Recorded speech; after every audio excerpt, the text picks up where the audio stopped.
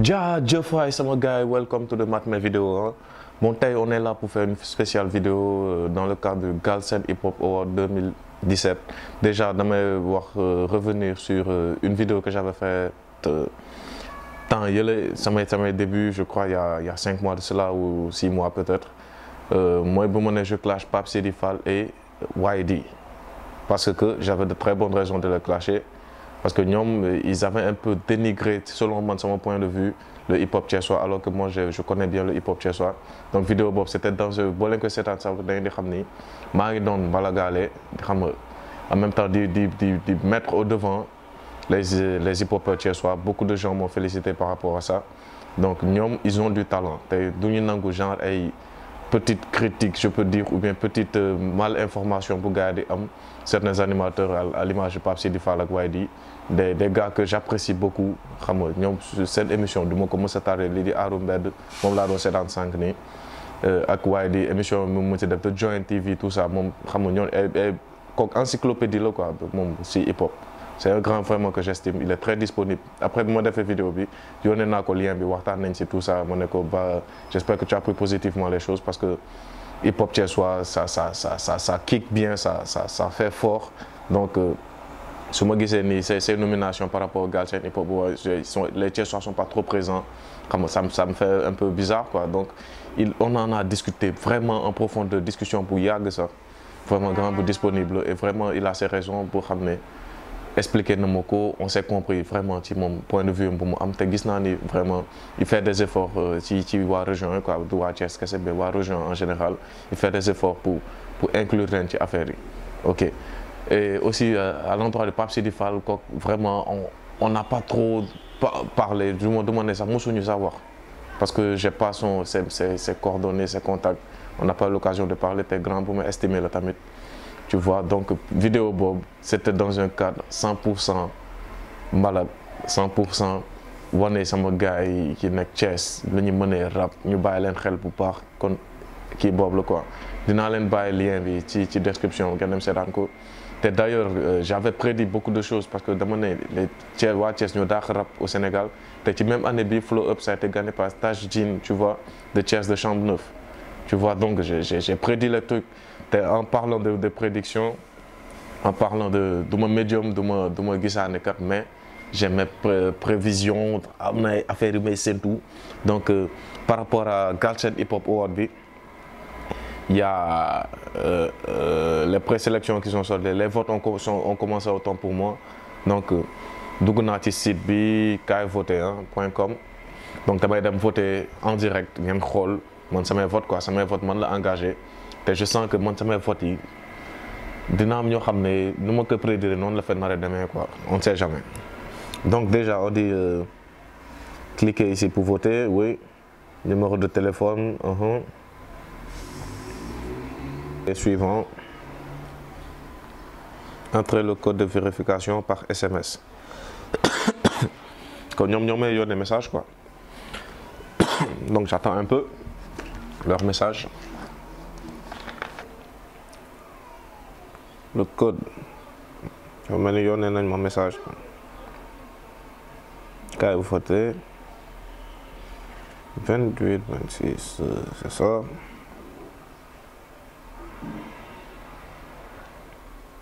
J'ai validé.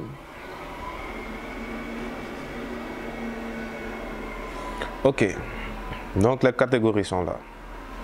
Meilleur album groupe, il y a 221 de Reptile Music, 86 de Gang Fu, Birak Biti bu Express ak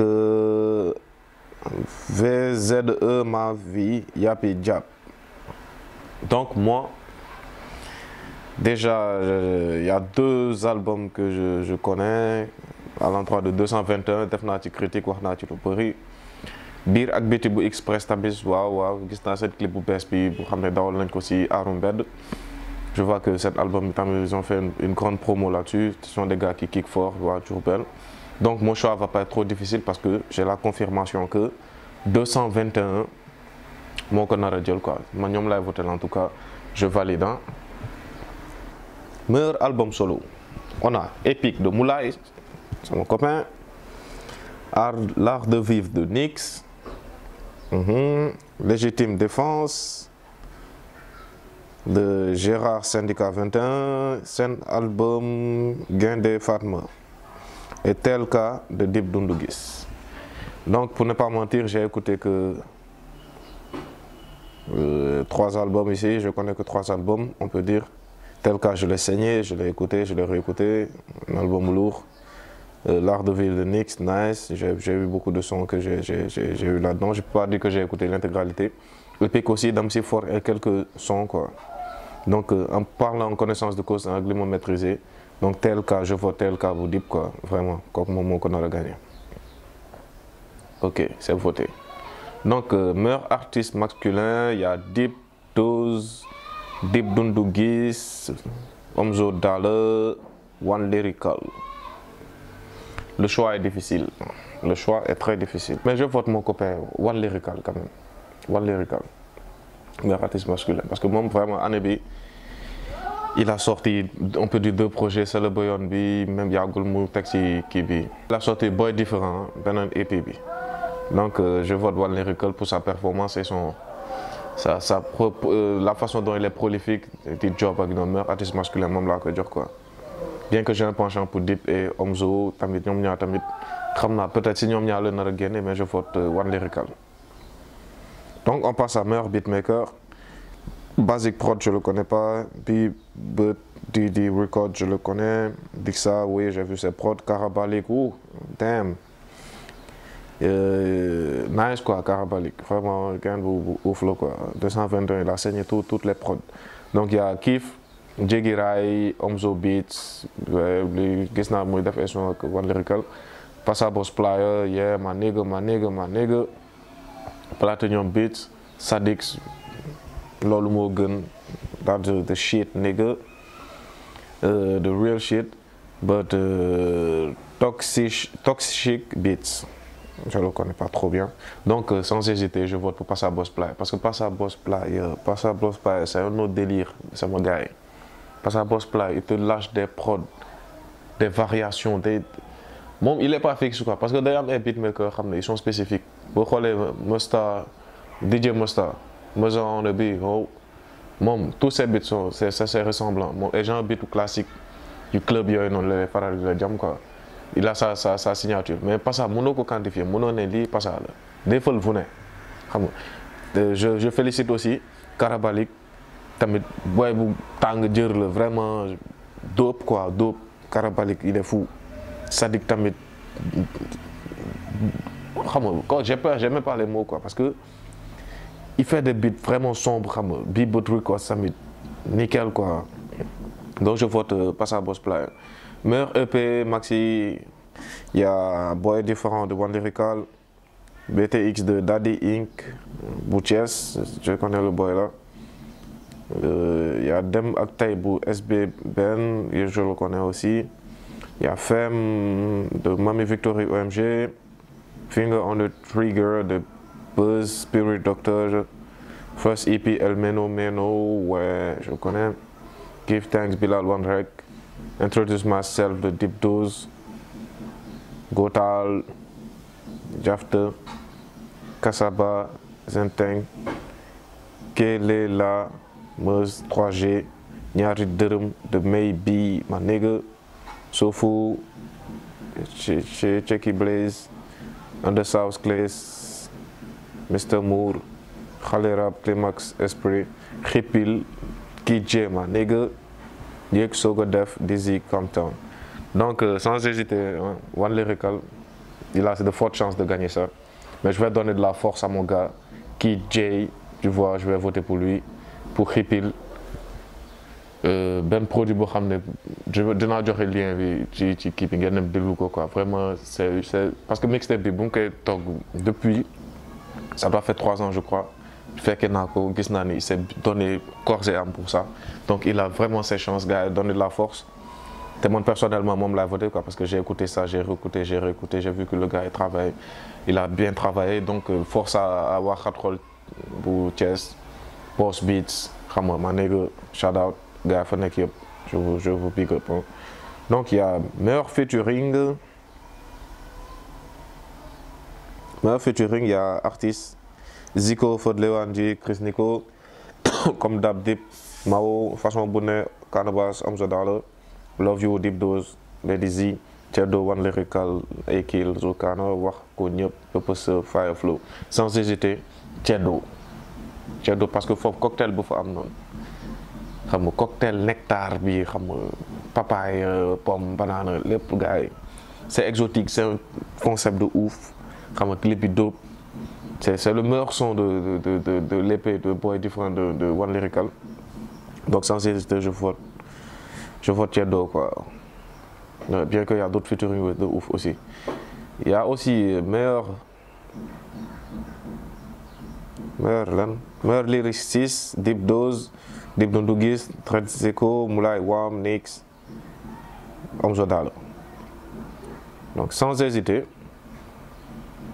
la bataille est rude hein, parce que entre Omzo, Deep, Nix, Deep Dose boobu tamit Moulay fait vraiment ay gars yi mën a bind lañ kii quoi.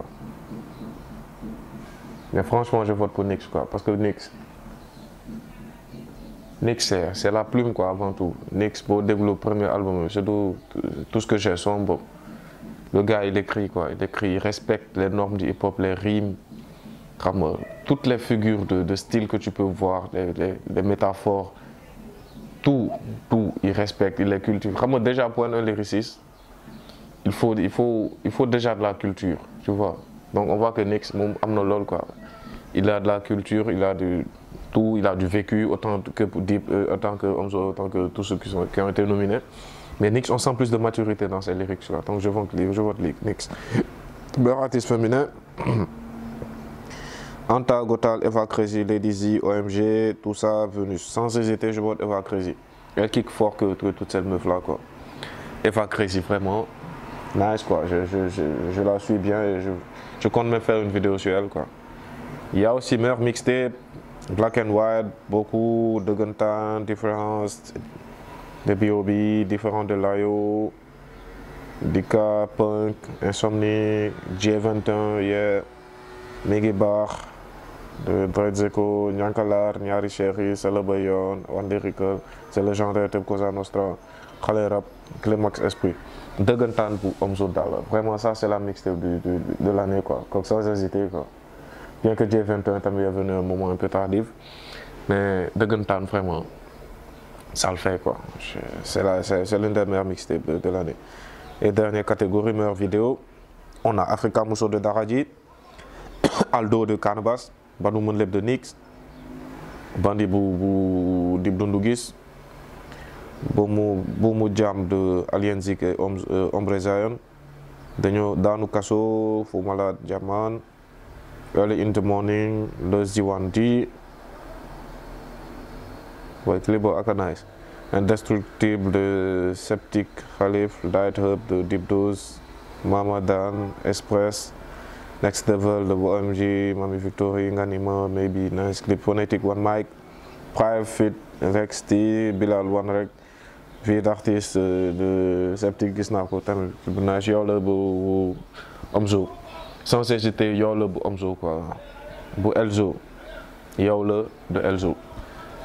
Great clip, bien réalisé, bien fait, simple, nice quoi. Donc j'ai fait mes votes, à vous de voter, allez sur le site Kay voter. Kendem voter, c'est très facile. Tu vois, donc vous n'avez aucune excuse de ne pas supporter vos artistes. Tout a été dit là, tout est explicite. Donc merci d'avoir suivi cette vidéo. On donne la force vraiment au hip-hop Galsen, tu vois. Wadi, on dernier raflet initiative, je crois, la 3e édition, comme 4e. Mon koy def xam nga yàlla na la yàlla dooleel kattan que mën ko def ay année xam nga ñeneen gars yi tamit di ci roy ci yow di def loolu xam nga hip hop Galsen bi grow up xam nga yaa ma gën a xam. Donc ça me ferait vraiment plaisir d'être invité et pourquoi pas même de remettre un prix à un artiste dans une catégorie, ça me ferait vraiment plaisir. Me représenter tous les youtubeurs qui parlent du hip hop Galsen, big up à Rapis, big up à de Ipson, ñoom tamit ils font très bon boulot, Malcolm V, mon copain. Et tant d'autres, c'est quoi les bails, on fait tout le niveau de push hip hop Galsen, quoi. Bien que les gens interprètent mal sur une position, avant tout youtubeur c'est pas un arbitre xam nga c'est un gars qui fait ses vidéos qui parle de ses ressentis son concept lu mu sentir ci game bi ak lu mu ko mën a exprimer loolu lay def en même temps d'exprimer des choses de partager tu vois c'est ça quoi donc gars vraiment big up à vous et à très prochainement pour une nouvelle vidéo de battle qui arrive am na bu may préparer xam naa fii ak week-end prochain ma balancer leen ko portez-vous bien à la prochaine Gili Gili